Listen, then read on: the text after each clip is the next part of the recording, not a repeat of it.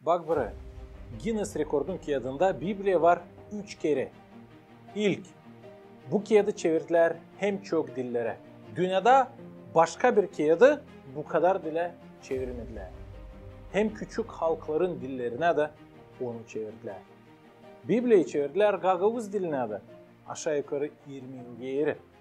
Yeni bağlantıyı, eski bağlantıyı da artık yavaş yavaş çeviriyorlar. Afrika'da, Avustralya'da hem başka yerlerde türlü küçük halkların dillerine Biblia çevirdi. İkinci, Biblia o hem ilk tiparlanmış kağıt stanokta.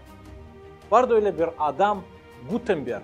O Nemçeydi, Germanya'dan. 16. asırda o yaşardı da o çıkarttı injiner olarak tiparlamak stanığını. Böyle bir maşını hangisi yaptı kağıtları ucuz hem yakışardı hızlı tiparlama çok kağıt, çok sayfa. Bu reforma, bu ideya yaptı öyle hani kağıtlar oldular ucuz hem her biri yakıştı satın alsın kağıdı. İlk kağıt tiparlanmış bu stanokta o Biblia'ydı. Hem üçüncü iş, ne için Biblia Guinness Rekor kağıtlarında o hani dünyada var hem çok Biblia kağıdı. Başka kağıt bu kadar çok yok.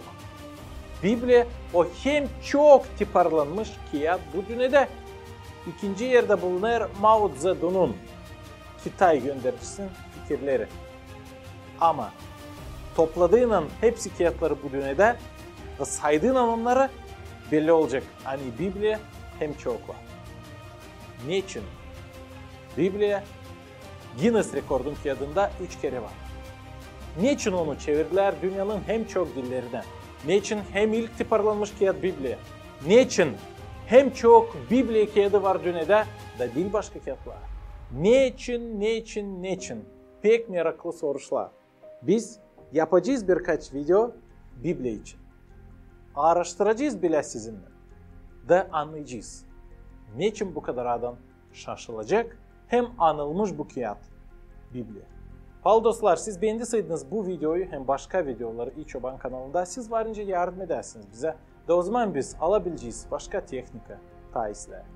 Gideceğiz Gagavuz köylerine da çıkaracağız video başka insanları da ta. Biz alacağız internetten programa satın. Biz ilerleteceğiz bizim kanalımızı, koyacağız reklamaya da daha çok insan seyredebilsin bu videoları. Bize lazım sizin yardımınız. Bu videonun altında siz göreceğiniz sılkalar. O sılkalara bastığıyla siz varınca olacak bize yardım edersiniz. Kalın sağlıcakla.